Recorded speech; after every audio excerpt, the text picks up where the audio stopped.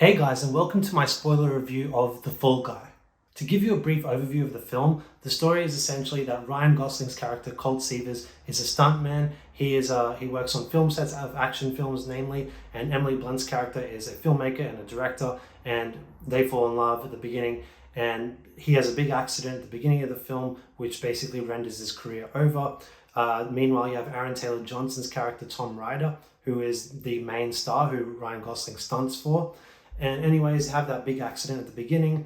Fast forward 18 months, he's recruited again to a film out in Sydney, Australia, that Emily Blunt is now the director of. And meanwhile, Tom Ryder, Aaron Taylor Johnson's character, has gone missing. And whilst Ryan Gosling has been recruited to be the stuntman, he's also secretly been recruited to basically recover Tom Ryder, who has gone missing and involved in all sorts of criminal activity. And obviously that spawns a whole sort of adventure of quest that Colt has to go through to recover him, using his own stuntman abilities and action skills to fight off real life bad guys and this and that, and just getting embroiled in all sorts of things.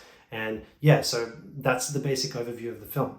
So my quick thoughts before I get into exactly what I liked and what I disliked specifically is that I thought this was a very solid action comedy film. It feels like a throwback to kind of the 80s and 90s films that we would get with, action stars, with the girl, they get the girl at the end of the day, all that very kind of classic storytelling that we'd get in those kind of films. This felt very much like a throwback to that, which was really kind of refreshing in an odd way, because we don't really get films like that much anymore.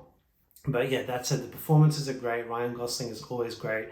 Emily Blunt's fantastic too. Even Aaron Taylor Johnson, like, his role's not huge, but he does a good job too. And so I think there's the great performances by the leads. The action is pretty decent. I wouldn't say it's the best action I've ever seen, but I'll commend the fact that it uses a lot of practical effects. And yeah, look, a lot to enjoy about this film. Not too much to think about. Pretty simple plot. And yeah, I definitely recommend it.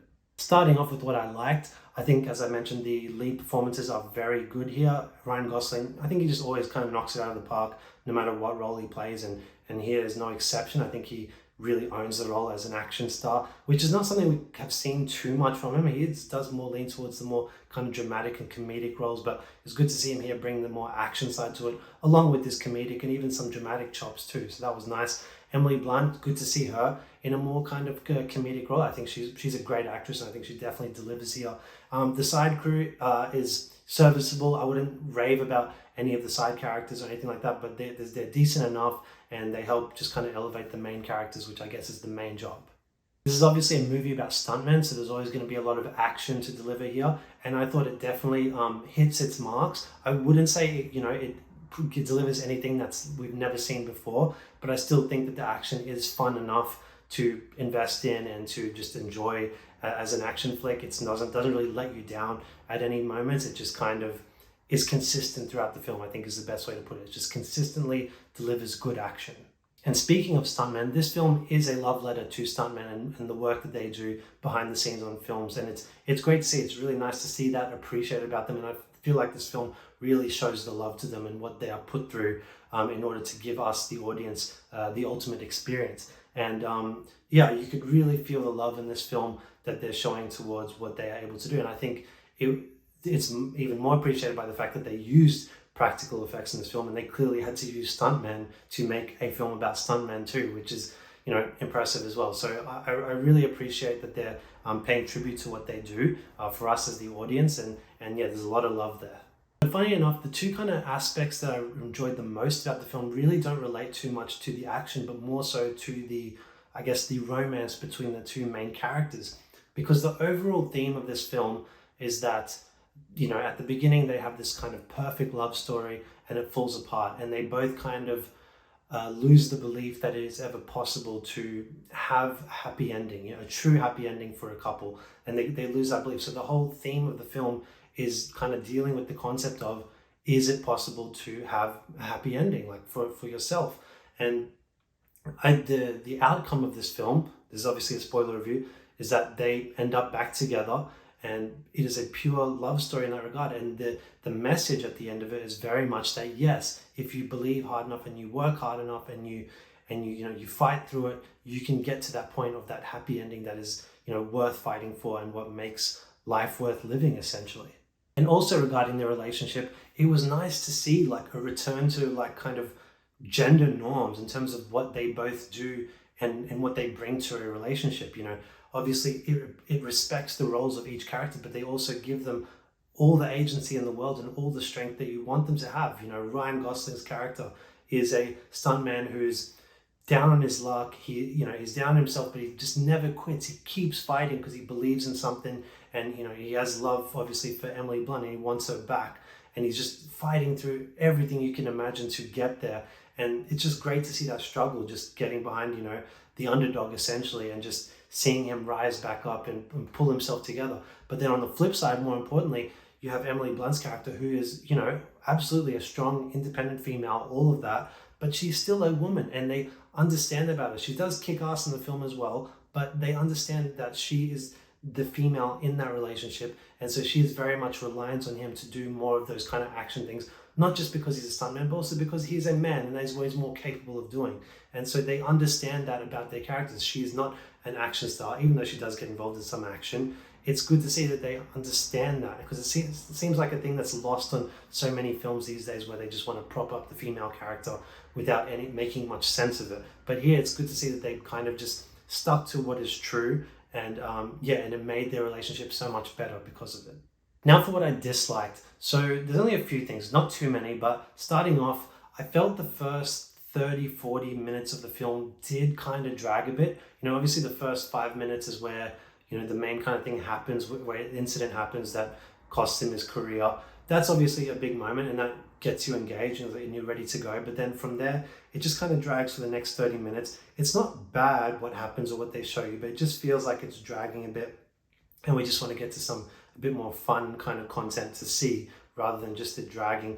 Not that I don't appreciate development, but I just felt like even the scenes where they're trying to develop relationship tended to drag. And one scene that comes to mind is a conversation between Ryan Gosling and Emily Blunt, where she's directing him on the film set, and they're kind of speaking in the third person, but really speaking to each other and talking about the concept of love and if they could ever get back together. It really drags, and it's played for comedic effect. It works in the beginning, but just because it continues to drag, it just kind of loses that humor and really doesn't really pay off the laughs as it goes on and on and on. So there were scenes like that just tended to drag at the very beginning that I didn't quite enjoy as much, but it definitely picked up after that first 40 minutes or so. And speaking of the humor, it didn't always land for me. Not every film obviously is going to land every single joke, but this one here, I felt like on average, it's kind of like 50-50 in terms of which ones work and which ones don't. And, Ryan Gosling has got great comedic chops. Even Emily Blunt does too. And I feel they do the best with what they got, but it's not always the best to work with. And so it just doesn't always pay off. And I think the film could have maybe leaned more towards the action side of things and not gone for as much humor. And I think it would have succeeded as an even greater film. The other issue I would say is that it has a weak villain. And so, spoiler here, Aaron Taylor-Johnson's character is essentially the villain of the story, even though for the most part of the film, they're trying to get him back because they think he's in trouble and they need to help him. But it is in fact him who cost Ryan Gosling his career by allowing the cord to not work when he was falling down and hurt himself badly, and he was out of the game for 18 months. It's revealed that he was the bad guy behind all of that, and it's because he's jealous of stuntmen and the attention that they take away from him. And so but at the same time, the villain that he plays is kind of comical. You can't take him too seriously. You don't find him to be a real threat, if I'm being honest. And look, it's a lighthearted film, but at the same time, doesn't mean you can't have a great villain in it. And I wouldn't even say he's a particularly good villain. He's just kind of like average at best for the most part. And they do enough with him just to have him there. And then there's obviously his agent, the lady who's also part of it too. She's kind of played as a joke for the most part, so you can't really take her too seriously as a villain. And maybe you're not meant to, but maybe that's just me wishing for a bit more from them. But yeah, look, to me, they lacked in terms of bringing that sort of villainy to the role. And the final and biggest issue that I had with the film is, I'd say, the editing. Not that this was a problem throughout the whole film, but mainly in the action scenes, in particular the big set piece that takes place in the middle of the film, where there's a whole chase going on that goes over the Sydney Harbour Bridge, through all of Sydney and whatnot. It keeps cutting back and forth between that scene happening and also a karaoke scene going on with Emily Blunt's character. And it was so frustrating because the action was really good and I wanted to see more of it just played out continuously, but they kept cutting to it. And I know they were doing that for a sort of dramatic effect, that they were trying to blend the two to show her broken heart, that he's not showing up to be there for her, to sing along or whatever, because he's stuck in this chase, but she doesn't know that. But it bothered me that it's like the action was good and I wanted to just see more of it. We could have still had that scene of her doing that, being heartbroken. Didn't need to intersplice it, I guess, with that scene, because I feel like they took away from each other almost by having that. And I get it was played for comedic effect. I get that, but it just it bothered me. I wanted to see the action just played out on its own, uninterrupted, and then we could have a scene like that too. But yeah, look, that bothered me. It happened again at another point in the film, which I can't exactly remember, but there was issues with the editing where they were jumping between two scenes, and that bothered me a lot. But yeah, look, it is a minor gripe, but it also is probably the part of the film that I had the biggest issue with, just because I wanted to enjoy the action more than anything else. But yeah, look, overall, this is a good, solid film. This is a 7 out of 10. I definitely recommend going seeing it. You might enjoy it more than I do. I don't think many people find this to be a bad film. I think you either find it to be kind of good to great, just depending on your taste. And yeah, there's a lot to enjoy here. I love that it's a throwback to older kind of action flicks. There's a lot to admire about that. And I hope we get more films like this in the future, but I hope they kind of strive for more. Maybe this film can kind of act as sort of a template for like, okay, what can we build on from here to make more films like this, but make them better the next time. And yeah, I'd love to see that, because this film has a lot of potential and there's a whole kind of market I feel like they could really tap into with the industry, getting back to these sorts of films that used to be so familiar back in the day. So anyways, guys, that's my spoiler review of The Fall Guy. I hope you enjoyed it and got something out of it. I'd love to hear your thoughts in the comment section below. If you've had a chance to check it out, what did you think of it? Did you like it? Did you dislike it? Did you agree with my thoughts? Did you disagree? Whatever it is, I want to hear them all. Please like and subscribe to my channel. I'd really appreciate that. And we'll talk to you next time. Bye.